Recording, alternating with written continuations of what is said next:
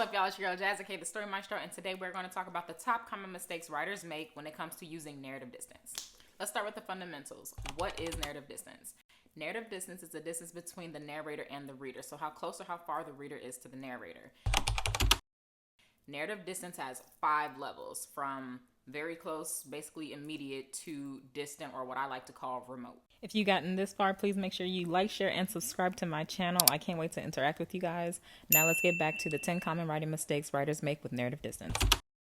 Number 1, inconsistency. When you are switching from close narrative to distant narrative without a clear purpose and it's a sudden jump, it can definitely confuse the reader because of the fact that immediate narrative is inside the mind. So if you jump from that to a very remote type of situation, then it's going to confuse the readers on what's going on and who's narrating the story.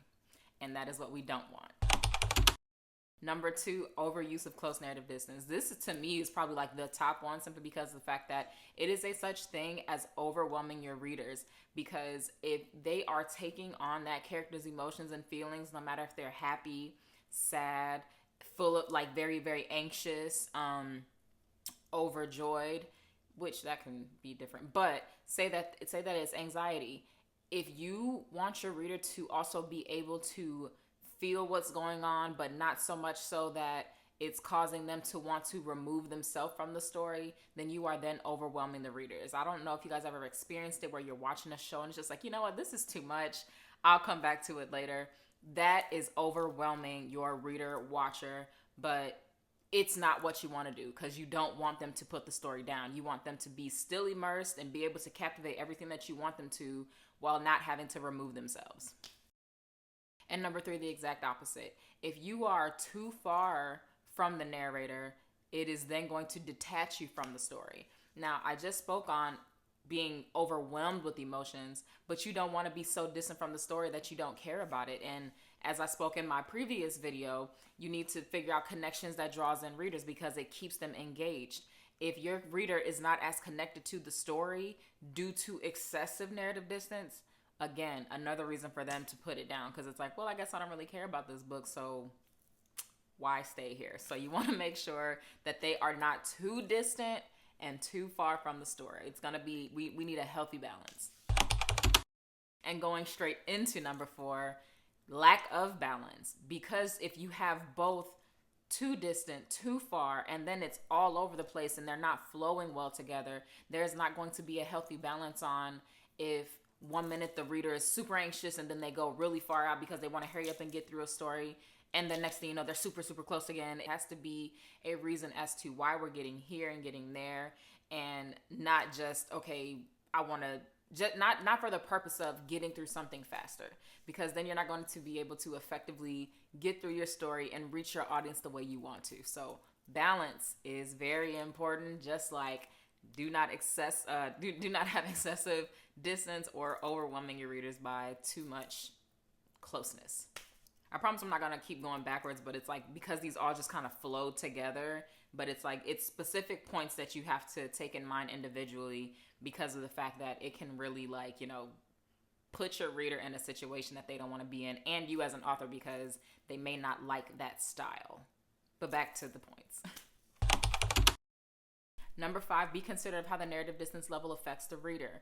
And this goes into what I mentioned previously, but it's a little bit more in depth now, because of the fact that if you want them to feel a certain way about a event that happened in the story, it is best that you do not stay too distant from that event, because then it's just going to seem like something random that happened and bypass it, when really it's like a catastrophic situation that just happened, and the reader should be able to understand that. But if you are not in the proper distance, then they won't understand that.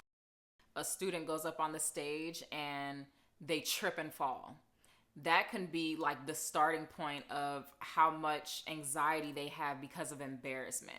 But if you just say, oh, I tripped over my shoelace, and then keep it pushing, and there's no description, because there's no closeness, because there's no immediate thoughts in between that to grasp the level of embarrassment, it's going to seem like it's just very, very like small, when really by the time you get to the end of the book, it's like, oh man, that really set that character up to now be cautious about everything, and that's why they have anxiety and, you know, so on and so forth. So very important to understand that certain levels of narrative distance do have a certain type of impact, which is why we use them strategically so that we can make the impact that we want.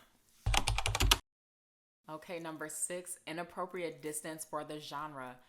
This is very important because say that you are writing a romance novel and you are constantly in not necessarily remote narrative, but still distant narrative. So we'll say number 2, that's not close enough to get the impact of how this love story is affecting the character. And if we don't understand how it's affecting the character, then the reader can't connect and fall in love with the love story.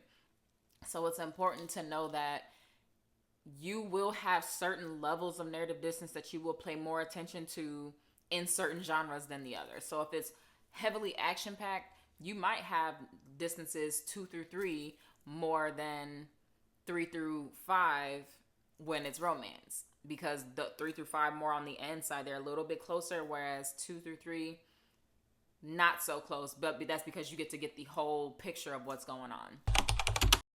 You have to be considerate of POV, point of view. If the point of view is not clear, then it's going to be confusing on who's actually telling the story. Again, the last level of narrative distance is 5, which is immediate and it's inside your head.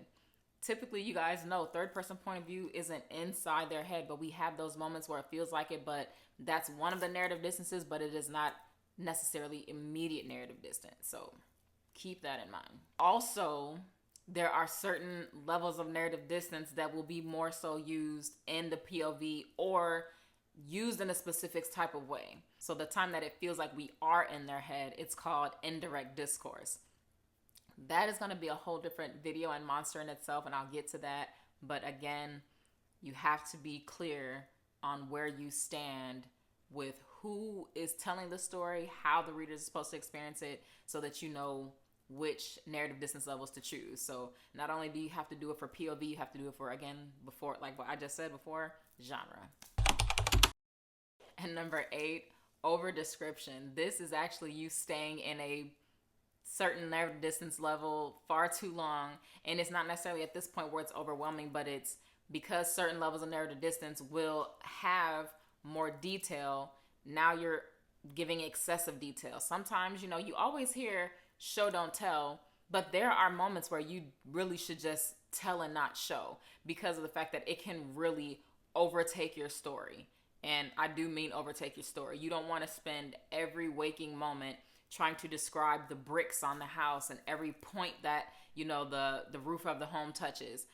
You don't want to do that. Granted, it might be some grand mansion, but you can definitely spread that out. But you don't want to stay, again, too close, be too detailed at once. It can just become a mess and not enjoyable for the reader. And it also affects the pacing.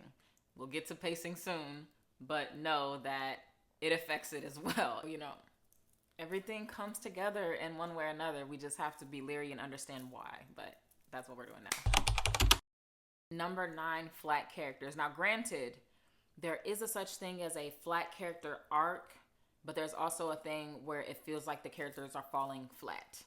What we're talking about right now is the character falling flat because of the fact that they may feel one-dimensional if there is not enough inner monologue or just not enough closeness for the reader to, again, connect with the character.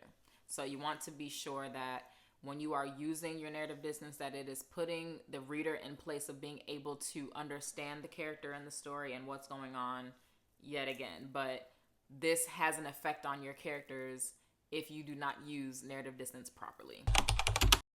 And last but not least, if you focus too hard on narrative distance, you are neglecting plot development. Now, I just gave you a lot, but at the same time, as much as you have to pay attention to the use of your narrative distance, you have to make sure that your plot is being taken care of effectively too. So if you are in the first, and I mean if you are in the first draft of your story, let narrative distance and how you execute that. Let that come later with the editing portions. Don't let that disrupt your writing, because it will. If you are overthinking how to use narrative distance, if you are overthinking on how to use even show don't tell, it can really slow you down, and you'll never get your draft done. So go ahead, write your story, and let the correct effective use of narrative distance happen later. That's what I'm for. Developmental edits and line edits. That's when I can really help you with your narrative distance. But first drafts, and you're getting stuff together,